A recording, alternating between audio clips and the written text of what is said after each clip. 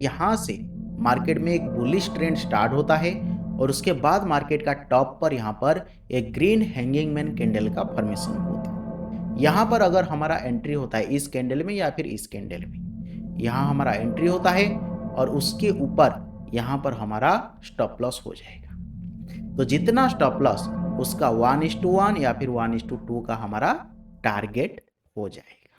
नमस्कार दोस्तों, candlestick series की और एक न्यू वीडियो में आप सभी लोगों का स्वागत है। इस वीडियो में हम डिस्कस करेंगे हैंगिंग मैन कैंडल के बारे में। तो आइए समझते हैं हैंगिंग मैन कैंडल क्या होता है, कैसे काम करता है और लाइव मार्केट में हम कैसे इसको यूज करते हुए ट्रेडिंग कर सकते हैं, इस बारे में हम डिस्कशन करते हैं। तो आइए वीडियो को शुरू करते हैं। तो हैंगिंग मैन कैंडल क्या होता है, इसका शेप क्या होता है, कैसा साइज होता है। तो देखिए, तो ये भी एक हैमर कैंडल के जैसा होता है, लेकिन डिफरेंट क्या होता है, इसमें डिफरेंट इसका पोजीशन होता है। पोजीशन के हिसाब से हम इसको जज करते हैं। तो ये बिल्कुल देखने में एक हैमर कैंडल की तरह है। इसका बॉडी छोटा है और इसका जो लोअर शेडो है, लोअर शेडो बड़ा है, लंबा है और इसके ऊपर एक छोटा सा शेडो होता है या फिर ना के बराबर होता है। तो ये भी ग्रीन और रेड दोनों कलर का हो सकता है। ये ग्रीन कलर का भी हो सकता है और एक रेड कलर का भी हो सकता है। लेकिन हैंगिंग मैन कैंडल हम इसको कब कहेंगे? देखिए, जब मार्केट एक अप ट्रेंड में मूव कर रहा होगा और टॉप पर इस तरह कैंडल का फॉर्मेशन होगा, तब हम इसको हैंगिंग मैन कैंडल कहेंगे। नहीं तो इसको हम सिर्फ हैमर कैंडल कहेंगे। जब मार्केट डाउन ट्रेंड में आ रहा होगा और इस तरह कैंडल का फॉर्मेशन होगा, तब हम इसको हैमर कैंडल कहेंगे। और जब अप ट्रेंड में मार्केट का टॉप पर इस तरह कैंडल का फॉर्मेशन होगा, तब हम इसको एक हैंगिंग मैन कैंडल कहेंगे। तो ये बिल्कुल, ये इसका ओपन है, ये इसका क्लोज है और ये इसका हाई है, एक छोटा सा हाई, और ये इसका लो है। उसी हिसाब से रेड कैंडल में ये ओपन होता है, ये क्लोज होता है, ये हाई होता है और ये लो होता है। तो ये कैंडल कैसे फॉर्मेशन होता है? जब मार्केट ओपन होने के बाद मार्केट में स्ट्रांग सेलिंग होता है, मार्केट तेजी से नीचे आता है और फिर मार्केट में बाइंग होता है और मार्केट ऊपर जाता है और मार्केट ओपन के ऊपर क्लोज करता है, उसके आसपास ही क्लोज करता है, तब मार्केट में इस तरह का हैंगिंग मैन कैंडल का फॉर्मेशन होता है। यानी कि यहां पर मार्केट में पहले सेलिंग होता है, मार्केट नीचे आता है, फिर मार्केट में बाइंग होता है और मार्केट ऊपर जाता है। उसी हिसाब से जब मार्केट में रेड हैंगिंग मैन कैंडल का फॉर्मेशन होता है, मार्केट यहां पर ओपन होता है, ओपन होने के बाद मार्केट में सेलिंग होता है, मार्केट नीचे आता है, एक लो का फॉर्मेशन के बाद मार्केट में बाइंग होता है, मार्केट ऊपर जाता है और यहां पर मार्केट क्लोज करता है।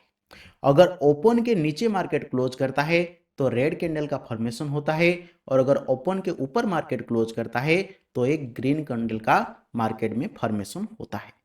लेकिन दोनों में ये चीज ध्यान रखना जरूरी है कि जो ओपन और क्लोज होगा उसके भीतर, जो उसके अंदर जो डिस्टेंस रहना चाहिए वो एक छोटा डिस्टेंस होना चाहिए, बहुत ज्यादा नहीं होना चाहिए। और इसके ऊपर जो मार्केट का वीक रहेगा, कैंडल के ऊपर जो वीक रहेगा, ये हमेशा छोटा रहना चाहिए या फिर नहीं होना चाहिए। लेकिन जो नीचे मार्केट का वीक रहेगा, ये हमेशा बड़ा वीक होना चाहिए। लेकिन एक बात, लेकिन तब भी हम इसको एक हैंगिंग मैन कैंडल नहीं कहेंगे। उसके साथ साथ ये मार्केट का हमेशा टॉप पर होना चाहिए। जब मार्केट अप ट्रेंड में ऊपर जा रहा होगा, टॉप पर इस तरह कैंडल का फॉर्मेशन होगा, तो ही हम इसको एक हैंगिंग मैन कैंडल कहेंगे। तो इसका मीनिंग क्या होता है, क्या मतलब होता है हैंगिंग मैन कैंडल का? देखिए, जब मार्केट में अप ट्रेंड चल रहा होता है, मार्केट अप ट्रेंड में ऊपर जा रहा होता है और एक हैंगिंग मैन कैंडल का फॉर्मेशन होता है, तो ये इंडिकेट करता है जो मार्केट में ट्रेंड चल रहा था, मार्केट कमजोर हो रहा है। यानी कि मार्केट में वीकनिंग देखने को मिल रहा है। जो बुलिश मोमेंटम मार्केट में चल रहा होता है, उसका एंड होने का टाइम शायद आ गया है। तो ये क्या इंडिकेट करता है मार्केट में? ये इंडिकेट करता है कि मार्केट में बियरिश रिवर्सल स्टार्ट हो सकता है। जब मार्केट ऊपर जा रहा होता है अप ट्रेंड में और हैंगिंग मैन कैंडल का फॉर्मेशन होता है, तो शायद उसके बाद मार्केट ट्रेंड चेंज करके नीचे आ सकता है। यानी कि पहले मार्केट बुलिश ट्रेंड में मूव कर रहा होता है और उसके बाद जब हैंगिंग मैन कैंडल का फॉर्मेशन होता है तो हो सकता है उसके बाद मार्केट बियरिश ट्रेंड में नीचे आ जाए, मार्केट में ट्रेंड का रिवर्सल हो जाए। लेकिन जब मार्केट सपोर्ट एरिया पर रेजिस्टेंस एरिया पर जब मार्केट में इस तरह कैंडल का फॉर्मेशन होता है तो ये मार्केट में स्ट्रॉन्ग बियरिश सिग्नल प्रोवाइड करता है। तो क्या कन्फर्मेशन होगा, क्या कन्फर्मेशन मिलने पर हम इसको एक बियरिश कन्फर्मेशन की तरह से कंसिडर कर सकते हैं। देखिए, इसके बाद मार्केट में एक नेक्स्ट कैंडल जो बनेगा वो हमेशा इसका लो के नीचे बनना चाहिए।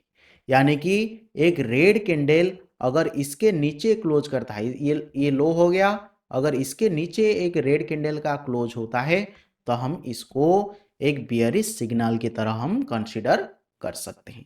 यानी कि जब मार्केट अप ट्रेंड में ऊपर जा रहा होगा और एक हैंगिंग मैन कैंडल का फॉर्मेशन होगा और अगर रेजिस्टेंस एरिया पर ये कैंडल का फॉर्मेशन होता है तो स्ट्रांग बेयरिश सिग्नल होता है। अगर इसके लो के नीचे और एक कैंडल का क्लोज होता है तो ये मार्केट में कंफर्मेशन का संकेत देता है कि यहां से मार्केट नीचे आने की संभावना ज्यादा है। तो जब मार्केट में इसके हैंगिंग मैन कैंडल के लो के नीचे एक कैंडल का क्लोज करे तब हम इसमें ट्रेड प्लान कर सकते हैं।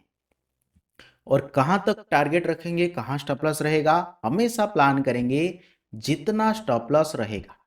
यहां मान लीजिए यहां अगर हमारा एंट्री होता है, जितना स्टॉप लॉस होता है उसका 1:1 या फिर 1:2 इतना ही हम ट्रेड प्लान करेंगे। तो आइए अब एग्जांपल देखते हैं ये मार्केट में कैसे काम करता है।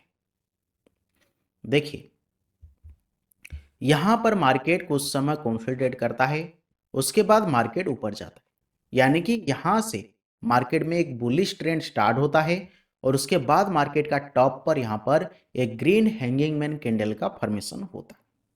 उसके बाद एक रेड हैंगिंग मैन कैंडल का फॉर्मेशन होता है और इसी कैंडल में ये लो के नीचे मार्केट क्लोज कर देता है। ये रहा हैंगिंग मैन कैंडल का लो और लो के नीचे मार्केट में क्लोज हो गया। जब उसके नीचे मार्केट आता है, मान लीजिए यहां पर अगर हमारा एंट्री होता है इस कैंडल में या फिर इस कैंडल में, यहां हमारा एंट्री होता है और उसके ऊपर यहां पर हमारा स्टॉप लॉस हो जाएगा। तो जितना स्टॉप लॉस उसका 1:1 या फिर 1:2 का हमारा टारगेट हो जाएगा। तो जब मार्केट में इस तरह से टॉप पर मार्केट में क्या बनता है, हैंगिंग मैन कैंडल का फॉर्मेशन होता है और उसके नीचे एक रेड कैंडल क्लोज करता है, तब मार्केट में ये स्ट्रांग बेयरिश सिग्नल का संकेत देता है। तो तब हम मार्केट में ट्रेड कर सकते हैं और अपने हिसाब से रिस्क और रिवार्ड प्लान कर सकते हैं। इस एग्जांपल में देखिए, यहां पर भी मार्केट कुछ समय कंसोलिडेशन करता है। कंसोलिडेशन करने के बाद मार्केट में एक बुलिश ट्रेंड स्टार्ट होता है, मार्केट ऊपर जाता है और उसके बाद यहां पर मार्केट में एक ग्रीन हैंगिंग मैन कैंडल का फॉर्मेशन होता है। उसके बाद मार्केट में एक स्पिनिंग टॉप कैंडल का फॉर्मेशन होता है। उसके बाद फिर से एक हैंगिंग मैन कैंडल का फॉर्मेशन होता है और यहां मार्केट इसी लो के नीचे क्लोज करता है। तो हम एंट्री करेंगे तो यहां पर हमारा एंट्री हो जाएगा और स्टॉप लॉस हमारा यहां पर रहेगा। तो जितना स्टॉप लॉस उसका 1:1 या फिर 1:2 का हम टारगेट प्लान कर सकते हैं। लेकिन यहां पर एक चीज हम और नोटिस कर सकते हैं, जैसे यहां पर स्टॉप लॉस बहुत ज्यादा है, अगर बहुत ज्यादा स्टॉप लॉस हो रहा होगा तो इसका 50% एरिया पर हम स्टॉप लॉस प्लान करेंगे और जितना स्टॉप लॉस होगा उसका 1:1 या फिर 1:2 का टारगेट प्लान करेंगे। तो इसी हिसाब से भी हम लाइव मार्केट में ट्रेड कर सकते हैं। हमेशा याद रखना चाहिए जो हैंगिंग मैन कैंडल होता है ये एक हैमर कैंडल ही होता है, लेकिन कंडीशन क्या होना चाहिए, ये मार्केट का टॉप पर होना चाहिए। मार्केट का जहां पर हाई बनेगा वहां पर मार्केट में हैंगिंग मैन कैंडल का फॉर्मेशन होना चाहिए और उसके बाद मार्केट में एक रेड कैंडल इसके नीचे क्लोज करना चाहिए। अगर रेड कैंडल इसके नीचे क्लोज करता है तो ये मार्केट में बेरिश सिग्नल का संकेत होता है और यहां से मार्केट रिवर्स करने की चांसेस होता है। तो इसको हम देखते हुए लाइव मार्केट में कुछ इस तरह से ट्रेड प्लान कर सकते हैं। आपको ये वीडियो कैसा लगा ज़रूर कमेंट करें। अगर आपको पसंद आया तो लाइक करें, चैनल को सब्सक्राइब करें और हमारे साथ जुड़े रहें। Thank you.